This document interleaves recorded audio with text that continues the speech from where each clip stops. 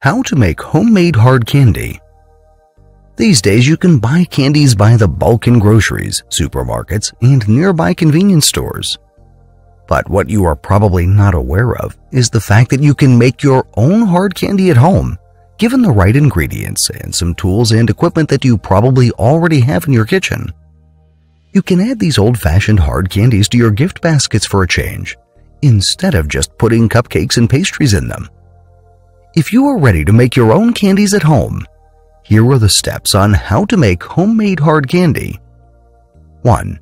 Prepare the following ingredients and equipment: 2 cups of sugar, 3/4 cup of hot water, 2/3 cup of light corn syrup, 1/8 teaspoon flavoring of your choice, food coloring, 1 large saucepan, 1 candy thermometer, greased cookie sheet or candy molds, kitchen scissors. 2. Make sure that you have the proper temperature for making candies. It is crucial to create homemade hard candies in optimal temperatures. That is around 60 to 68 degrees Fahrenheit with low humidity.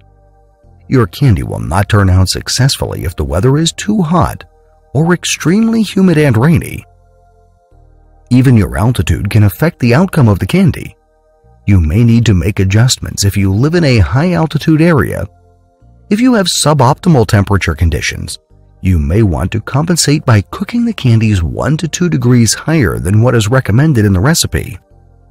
3. Combine the corn syrup, sugar, and water in the large saucepan. Stir the ingredients over medium heat until the sugar is dissolved, which takes about 5 minutes. Afterwards, you can leave it alone and let it boil for another 5 minutes. To ensure even heating, it is best to do this on a burner that is wider than the saucepan you are using. 4. Once your mixture is boiling, raise the heat to high. To make sure that you are hitting the right temperature, attach a candy thermometer to the saucepan. However, make sure that the thermometer does not touch the base of the saucepan.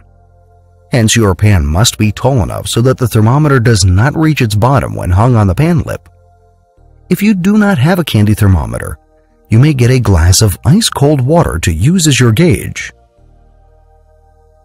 5. Right before the mixture reaches 300 degrees Fahrenheit, add the food coloring and flavoring to the mixture.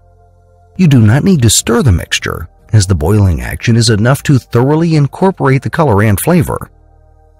6.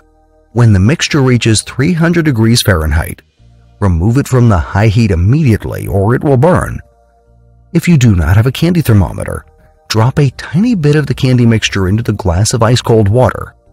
If the drop solidifies and floats to the surface, then your mixture has reached the required temperature. It is okay if the temperature in the saucepan continues rising, as long as you have removed it from the heat. 7. Pour the mixture onto a greased cookie sheet and spread it around the sheet. Be quick, as it will be hard to spread the mixture once it cools down.